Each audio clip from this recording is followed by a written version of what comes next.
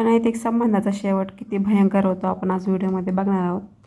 तर ही जी घटना आहे साताऱ्यामध्ये शिवथर या गावात घडलेली आहे 7 जुलैला. तर जी विवाह तरुणी असती ती घरी एकटीच होती. सासू सासरे शेतात गेलेले होते, तिचा नवरा पण घरी नव्हता आणि मुलगा आहे तिला एक, तर मुलगा पण घरी नव्हता. घरी कोणी नव्हतं याचा फायदा घेऊन तो आरोपी घरी आला आणि तिचा खून केला.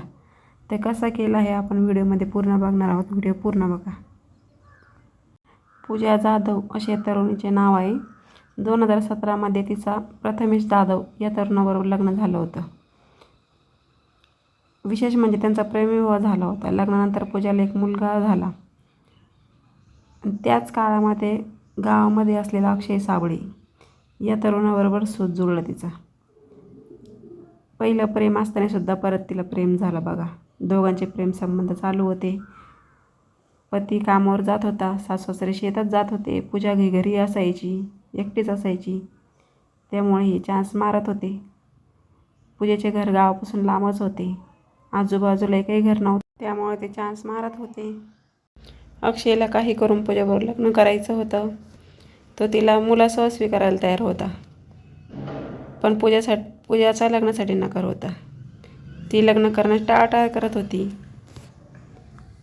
त्याने तिच्याकडे लग्नाचा तगादा लावला. सोमवारी दुपारी घरी कोणी नव्हतं. अक्षय तिला भेटायला गेला. त्यावेळी लग्नावरून दोघांमध्ये खूप भांडण झालं. आपण पळून जाऊ लग्न करू असं अक्षय तिला सांगत होता, पण ती त्याचं काही ऐकण्याची स्थिती नव्हती. तिने पळून जाऊन लग्न करण्यास नकार दिला. याचा अक्षयला खूप राग आला. त्या रागाच्या भरात अक्षयने पूजेचा गळा चिरला. ती जागीच कोसळली. तिचा मृत्यू झाला. अक्षय तिथून पळून गेला. घटना झाल्यानंतर त्यानंतर 12 तासाच्या आतमध्ये पोलिसांनी त्याला पकडलं. त्याचा फोन ट्रेस केला आणि त्याला पकडला. तर बघू शकता आजच्या स्टोरीमधून तुम्हाला काय शिकायला भेटलं मला कमेंट करून नक्की सांगा.